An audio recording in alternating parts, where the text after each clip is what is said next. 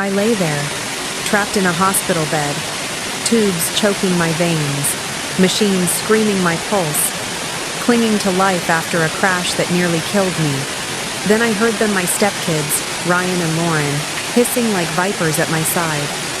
"She's not our real mom. Let her die. And the house is ours." Their words ripped my heart to shreds, sharper than the wreckage that broke my body. I gave them everything, my love, my life, my soul, and they spat on it, plotting my death for a paycheck. You'll never believe the fire I unleashed next. I wasn't born to be a mother, but I became one when I married Tom in Asheville, North Carolina, back in 2092. I was 35, a librarian with a quiet life, no dreams of kids. Tom came with 2, Ryan, 6, and Lauren, 4, wide-eyed, clinging to his coat after their mom walked out for a new life in California. I didn't hesitate. I opened my heart, my home, our little craftsman bungalow on a hill where fireflies danced in summer. I baked Ryan's favorite strawberry shortcake, stayed up late teaching Lauren to braid her doll's hair. "Mama Ellie," they'd call, their voices soft as the evening breeze through our backyard pines. I thought love could glue us together, stronger than blood. But love doesn't always stick. By high school, their eyes drifted, Ryan to his phone, Lauren to her mirror. I'd drive 20 miles to their soccer games, cheer until my throat burned, but they'd shrug, mutter, "Thanks, Ellie." Like I was the hired help. When Tom died cancer, quick and cruel, 6 years ago they clung to me at the funeral, tears soaking my dress. I thought it meant something. I was wrong. They went off to college, called less, visited only when wallets ran dry. "Hey Ellie, can you spot me $1,000?" Ryan asked once, casual, like I was an ATM. Lauren sent texts. "Need cash for rent. Thanks. No mama anymore. Just Ellie," fading into their background. I kept the house alive for them, polished the oak floors, tended the roses Tom planted. Every Thanksgiving, I set 3 plates, hoping they'd show. Last year, Ryan came late, ate fast, left with a, "Gotta go." Lauren didn't even call. I sat alone, staring at the pecan pie I'd baked at dawn, the one they used to fight over. Their silence carved me hollow, but I told myself it was just growing up, not growing apart. Now, lying in this hospital bed, their whispers still burning my ears, I see the truth. They didn't just drift. They chose to let me go. And something darker was brewing, something I'd never have believed if I hadn't heard it myself. The hospital room smelled of bleach and despair, the kind that clings to your skin like damp fog. I lay there, Eleanor Hayes, 68 years old, my body a map of bruises and tubes, my heart a battlefield of memories and lies. Their voices, Ryan and Lauren, still echoed in my skull, sharp as broken glass. "She's not our real mom. Let her die, and the house is ours." I'd raised them in our Asheville bungalow, poured my soul into every scraped knee, every late-night fever, every Christmas morning when their laughter filled the air like bells. I thought I was their mother, not by blood but by choice.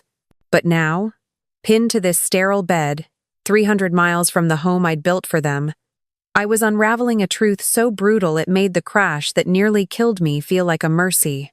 It started with a memory, one I'd buried under years of hope. 2 summers ago, I was cleaning Lauren's old room, dusting the shelves where her childhood books still sat, Charlotte's Web, The Secret Garden.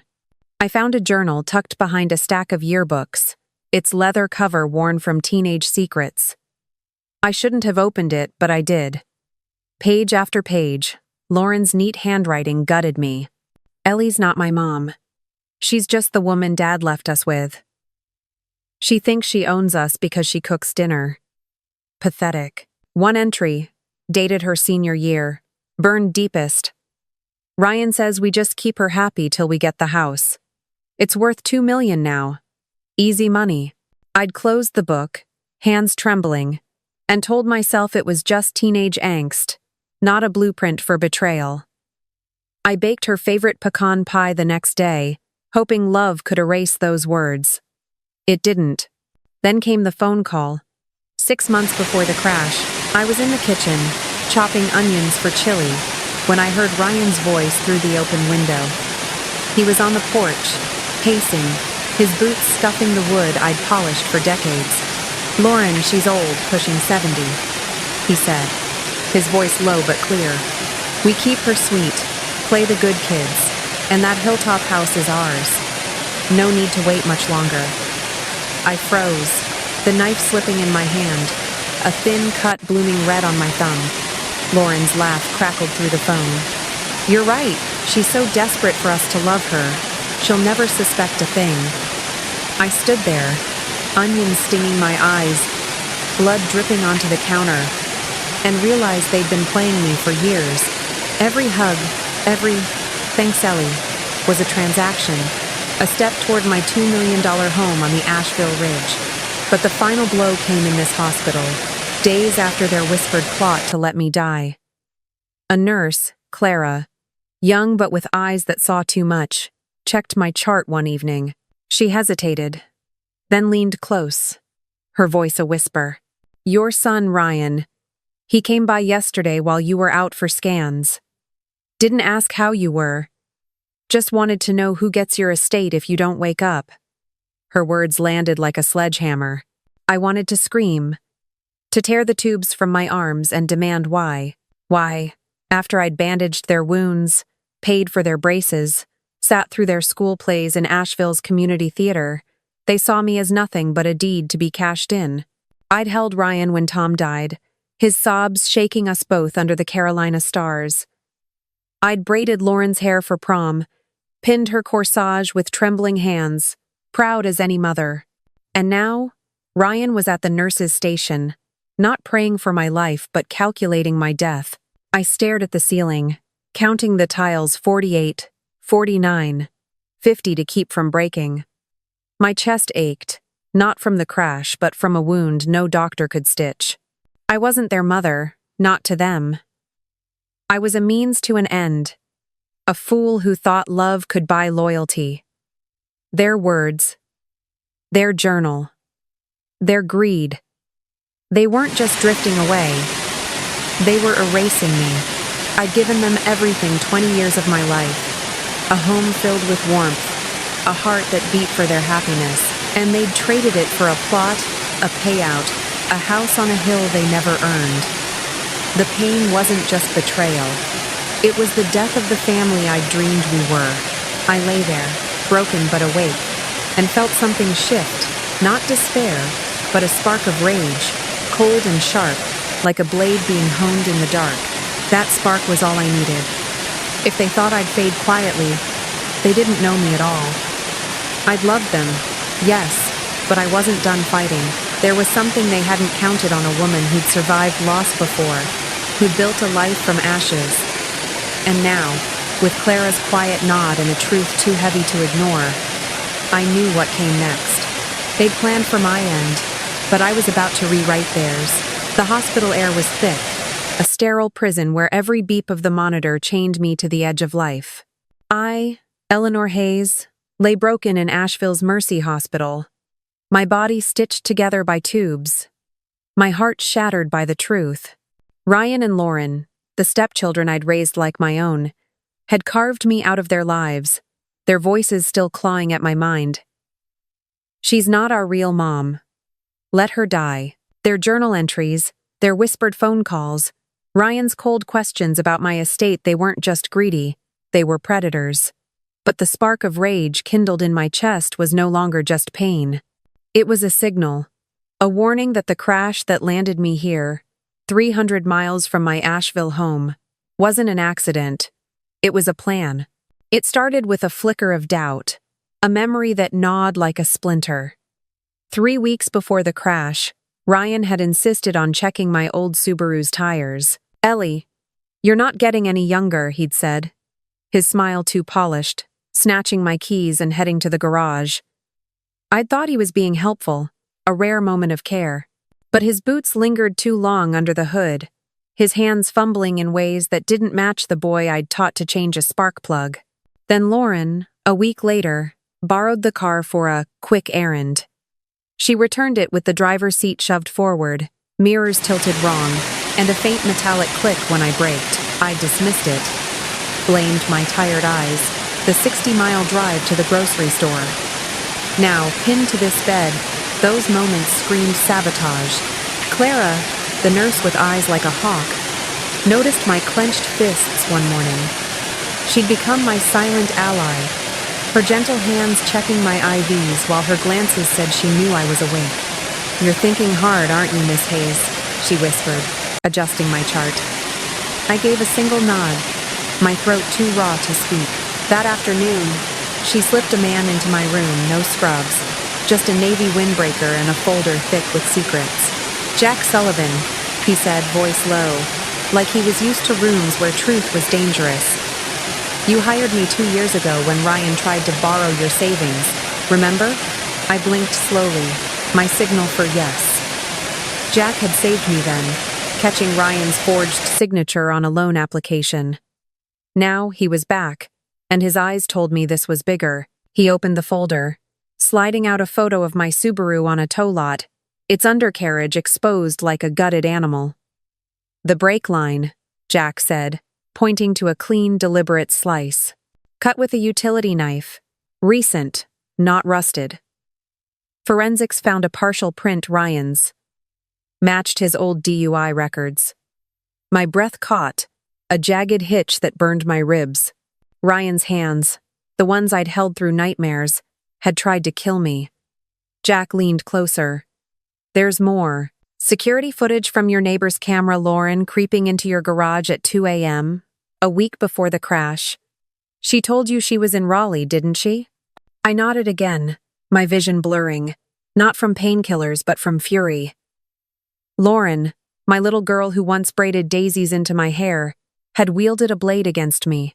Jack wasn't done. He pulled up a bank alert on his phone, time-stamped 2 days ago. "Ryan tried accessing your savings account from the hospital's Wi-Fi. Used your old password, Mama Ellie92. Got locked out after 3 tries." My stomach churned. That password was from their childhood, a relic of love they'd mocked. "He was checking your balance," Jack said, "while you were in surgery. Wanted to know how much he'd get if you didn't wake up." Clara, standing by the door, shook her head, her voice barely a whisper. "I heard him ask the desk about your will. Didn't even look at your chart." The room spun, not from the crash's aftermath, but from the weight of their cruelty. They hadn't just wanted me gone, they'd orchestrated it. Every step calculated to bury me and claim my hilltop home. I stared at the photo of the brake line, the clean cut glaring like an accusation. My crash on Route 25, skidding 50 feet down a ravine, wasn't fate. It was their hands on the knife, their greed steering the wheel. "We've got enough to start digging deeper," Jack said, his voice steady but fierce. "Traffic cams, more footage, maybe even their texts. You just say the word." I couldn't speak, but my eyes burned with a fire they couldn't douse. Clara touched my hand, her fingers warm against my cold skin. "You're not alone, Miss Hayes," she said. "We see you." That was enough. The pain had forged something new in me, not just a survivor, but a fighter. They thought they'd written my end, but I was about to turn their story upside down. The hospital room was a cage of white walls and blinking lights, but inside me, Eleanor Hayes, something was breaking free. My body, battered from the crash that tore through my Subaru on Route 25, lay heavy with tubes, but my mind was a furnace, fueled by the truths I could no longer unsee. Ryan and Lauren, the stepchildren I'd raised in our Asheville home, had sliced my brake lines, schemed to steal my savings, and whispered for my death while I clung to life 300 miles from the roses I'd tended for them. Their betrayal, Lauren's journal calling me a placeholder, Ryan's cold calculation over my estate, the clean cut of a knife under my car had carved my heart raw. But in that pain, a new strength was rising, sharp and unyielding, like a storm gathering over the Blue Ridge Mountains. I wasn't their victim anymore. I was their reckoning. It began with a decision, quiet but final, like a door locking in my soul. I'd spent 20 years building a family for Ryan and Lauren, baking their birthday cakes, cheering at their games, holding them when Tom's cancer stole him away. I'd thought love was enough, but love doesn't survive a blade, and neither would their claim to my life. Clara, the nurse who'd become my eyes and ears, caught the fire in my gaze one morning. "You're planning something, aren't you, Miss Hayes?" she said, her voice soft but knowing as she adjusted my fore. I managed a faint nod, my throat still too weak for words. "Good," she whispered. "I've got your back." That night, she smuggled a phone into my room, hidden under a folded blanket. "Call who you need," she said. "I'll keep watch." I dialed Margaret Coleman, the lawyer who'd helped me protect my savings from Ryan's schemes 2 years ago. Her voice crackled through the line, steady as the oaks outside my Asheville home. "Eleanor, you're awake. Thank God. What do you need?" I rasped out the words, each one a shard of glass. "Change the will. All of it. They get nothing." Margaret didn't hesitate. "I'm on my way. Tomorrow, 6 a.m., before the morning shift." True to her word, she arrived at dawn, her briefcase heavy with papers, her eyes sharp with purpose. She set up a small table beside my bed, the hospital's fluorescent lights casting shadows like bars. "You're sure?" she asked, pen poised over the documents. "Everything to someone else?" I nodded, my hand trembling but my heart steady. "To Sarah." Sarah, my goddaughter, the girl I'd raised for a year when her mother died, the one who still sent me handwritten letters from her home 50 miles away in Hendersonville. She'd called me Nana Ellie, long after Ryan and Lauren dropped the mama, her letters always ending with "love you forever." She was 30 now, a social worker helping women rebuild after loss. Her heart as open as mine once was. I pictured her face, those wide, honest eyes, and knew she was the one who deserved my legacy, not the vipers who'd tried to bury me. Margaret drafted the new will. The house, the savings, the pearl necklace Tom gave me on our wedding day, all to Sarah. Ryan and Lauren would get nothing, not a single square foot of the hilltop home they'd schemed to steal. Clara stood guard at the door, her presence a quiet shield as I signed the papers, my signature shaky but resolute. "You're doing the right thing," she said, her voice low but fierce. "They don't deserve you." Margaret nodded, sealing the documents in an envelope. "This is airtight, Eleanor. Even if they contest, they'll lose. I'll file it today, certified copies to my office, and a trust for Sarah." I closed my eyes, the weight of 20 years lifting, replaced by a fire I hadn't felt since I was young.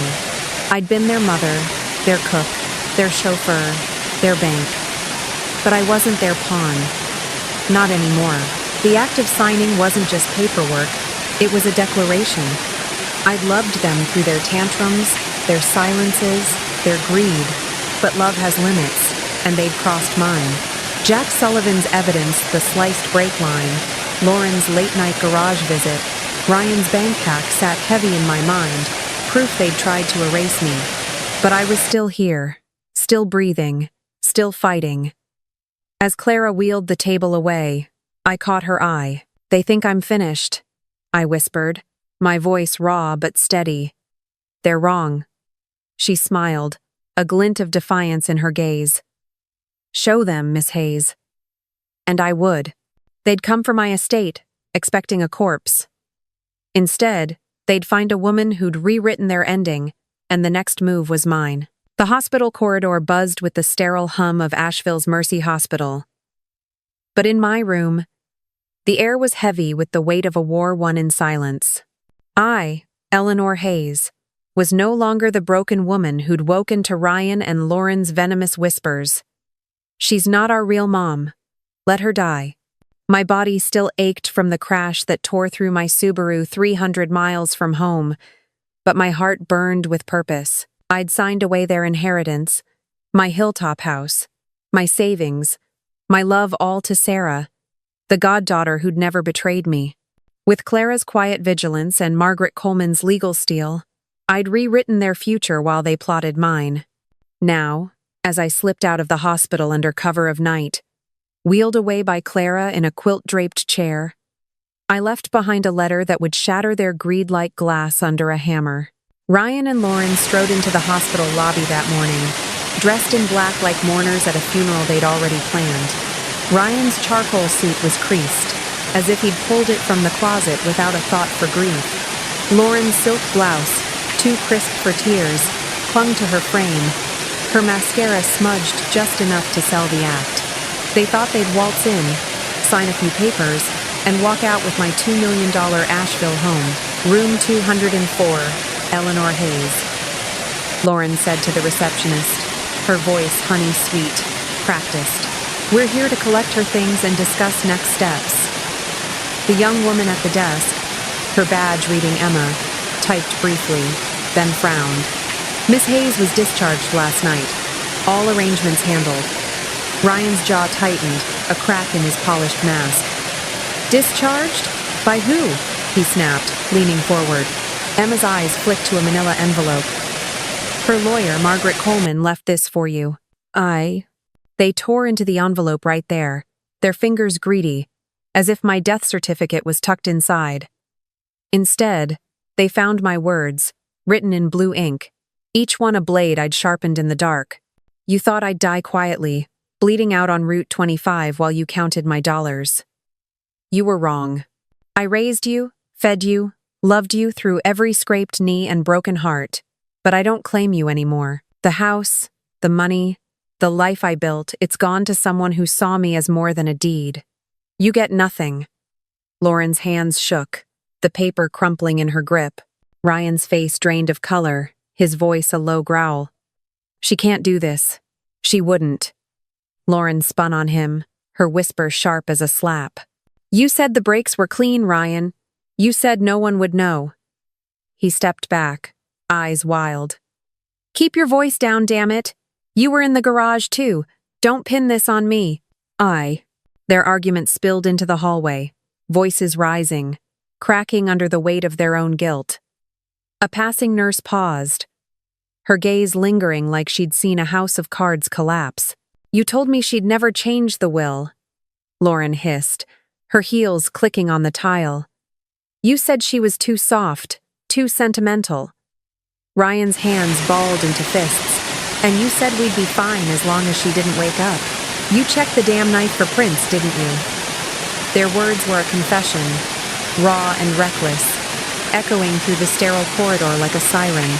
Emma, the receptionist, watched, her fingers hovering over the phone, as if she knew this moment was more than a family spat. The letter slipped from Lauren's hand, fluttering to the floor, and a janitor nearby glanced at it, his eyes narrowing at my underlined words. I know everything. I wasn't there to see their faces, but from a safe house 10 miles away, Clara's whispered call painted the scene. They're unraveling, Miss Hayes, she said, her voice tinged with satisfaction. They stood there, blaming each other, not even noticing the nurses staring. I leaned back in my borrowed chair, the Blue Ridge Mountains looming through the window like silent witnesses. They'd come to claim my life, expecting a corpse to hand them my legacy. Instead, they'd found my voice, louder than their lies. But this was only the beginning. Their world was about to crumble further, and I was ready to light the match that would burn their secrets to ash. From a safe house nestled 10 miles outside Asheville, I, Eleanor Hayes, watched the world turn against the stepchildren who'd tried to bury me. The hospital was behind me, its sterile walls and beeping monitors a fading nightmare. But the fire in my chest burned brighter than ever. Ryan and Lauren, the kids I'd raised through tears and triumphs, had sliced my brake lines, schemed for my $2 million home, and whispered for my death while I lay broken on Route 25. I'd outsmarted them, slipping away with Clara's help, leaving a letter that stripped them of my legacy. My will now belonged to Sarah, my goddaughter, the only one who'd ever called me Nana Ellie without an agenda. But their punishment wasn't complete. They thought they could slink back to their lives, their greed hidden behind polished smiles. They were wrong. The truth was about to hit like a Carolina thunderstorm, and I held the lightning. Jack Sullivan, The private investigator who'd uncovered their brake-tampering plot called me at dawn, his voice steady but electric. "It's time, Eleanor." Press conference at noon, downtown Asheville. The media's already sniffing. He'd spent days compiling evidence. The sliced brake line with Ryan's fingerprints. Lauren's 2 a.m. garage visit caught on a neighbor's camera. Ryan's failed attempt to hack my bank account from the hospital's Wi-Fi. I'd given him the green light, my voice no longer trembling. "Burn it down, Jack," I said. "Let the world see who they are." By midday, he stood before a crowd of reporters outside the Buncombe County Courthouse, a 100-year-old building that loomed like justice itself. Cameras flashed, microphones bristled, and Jack laid out their crimes like a prosecutor. "Eleanor Hayes survived a crash meant to kill her," he said, holding up a photo of the severed brake line. "Ryan and Lauren, her stepchildren, planned it. Here's the proof." He played the footage Lauren sneaking through my garage, her face clear under the motion sensor light. Then the audio, ripped from the hospital's security feed. Ryan's voice cold. "If she doesn't make it, the house is ours." Gasps rippled through the crowd. A reporter shouted, "Any motive?" Jack's eyes narrowed. "Greed. A $2 million property on Asheville's Ridge. They thought they'd inherit it by letting her die." The story hit the local news like wildfire. Headlines screaming, "Stepmother betrayed." Siblings plotted her death for estate. By evening, it was national, shared across social media, my letter's words trending. "I know everything." I posted a single message from an anonymous account, my fingers steady on the keyboard. They thought I was asleep. I was awake. It spread like a spark on dry grass, retweeted 10,000 times in an hour. Ryan's arrest came first, at his real estate office 5 miles from downtown. 2 detectives knocked at 3 p.m., their badges glinting under the Carolina sun. He was mid-pitch, selling a condo, when they cuffed him, his tie askew, his voice shaking. "This is a mistake," he stammered, as clients watched, their phones already recording. "You don't understand, she's not even my mom." The officers didn't flinch.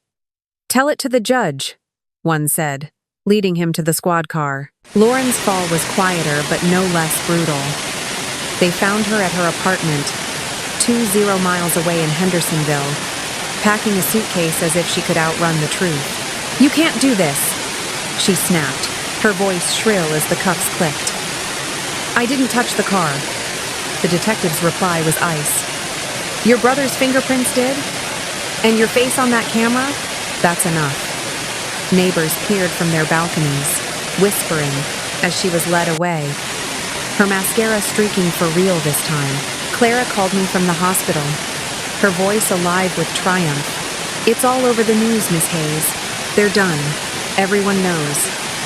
I sat in the safe house, the Blue Ridge Mountains framing the window like a promise of freedom. Ryan and Lauren had built their lives on my silence, betting I'd fade into the grave they dug. But I'd turned their blade back on them, and the world saw it.